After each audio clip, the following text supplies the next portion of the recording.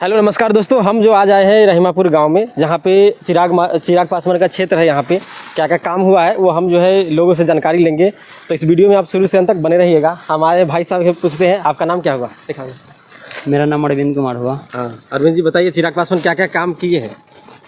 यहाँ पे तो अभी कुछ नहीं हुआ है, बस अब सब लोग यहाँ पे जनता एकता है ये न है जो उनको मतलब बुला के यहाँ पे बताया जाएगा कि क्या कमी है नहीं है। यहाँ पे बुलाएंगे तभी ना वो कुछ करेंगे। अब बहुत कुछ यहाँ पे मतलब चाहिए जनता को।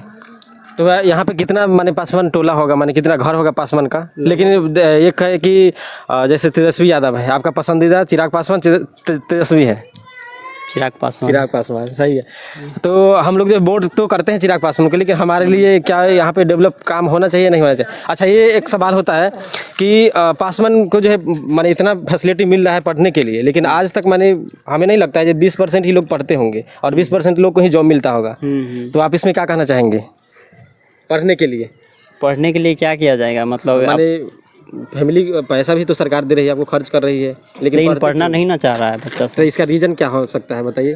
आपको कपड़ा भी दे रहा है, खाना भी दे रहा है, अगर नहीं पढ़े तो आपकी गलती है ना। चिराग पासवान तो सबको नहीं कर सकता ना, आकर घर पे बोलेगा। मनरेगा के तहत जो पैसा मिलता है कुछ नहीं करते हैं। यहाँ पे कुछ नहीं हो रहा है। अच्छा, रोड वगैरह आपके यहाँ कैसा बना हुआ है कि नहीं?